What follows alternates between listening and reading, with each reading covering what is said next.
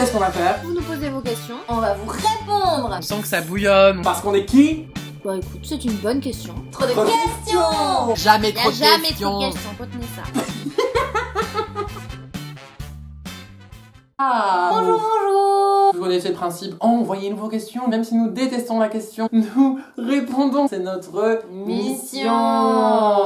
Ce n'est pas du tout le cas de la question de Hélène D. Question d'actualité, en tout cas qu'il était quand Hélène D l'a posée. Question Saint-Valentin.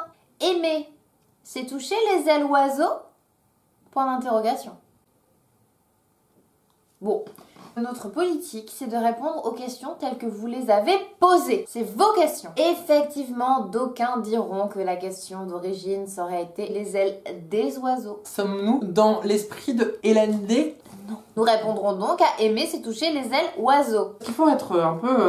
Question Saint-Valentin. Petite précision, j'aurais mieux fait pas de question Saint-Valentine. Écoute, si on se contente de L oiseau, on peut se contenter de question Saint-Valentin. Hélène D nous pose la question. Aimer, c'est toucher les ailes, et ensuite elle nous interpelle. Elle nous qualifie d'oiseau. Aimer, c'est toucher les ailes? Oiseaux? C'est vrai qu'il y a quelque chose d'assez aérien dans ce que nous sommes, dans ce que nous vous donnons, de l'ordre de la liberté, En vol. L'élévation de l'âme. l'élévation, tout ce qui est granivore aussi, basse-cour également. Donc merci Hélène, petite Coccinelle. coccinelle. Oui, alors juste, je me reconnais pas dans la catégorie des oiseaux. Ah. Donc je préférerais qu'on utilise d'autres surnoms. Moi j'aime pas trop les oiseaux. Ils ont des pattes bizarres, c'est quand même des pattes de dinosaures. Le bec, c'est hyper pas pratique pour se faire des bisous par exemple. Je me suis aussi fait, quand j'étais jeune, pourchasser par un dindon. Dans ce cas, oublions ce dernier mot qui de toute manière n'était qu'une sorte de Ok. compliment, peut-être un peu maladroit de la part de Hélène D, mais Aimon ne peut pas faire preuve de finesse dans l'interprétation de qui sont les gens. Donc, aimer, c'est toucher les ailes. Alors, effectivement, je pense que pour toucher les ailes, il faut aimer. Car, prenons l'exemple de Fanny. Fanny vient de nous expliquer qu'elle n'aime pas les oiseaux. Ainsi, jamais cela ne lui viendrait à l'esprit d'aller toucher leurs ailes. Jamais je toucherai les ailes des oiseaux. Alors que si tu aimais les oiseaux, peut-être que tu Toucherai leurs ailes. serais là.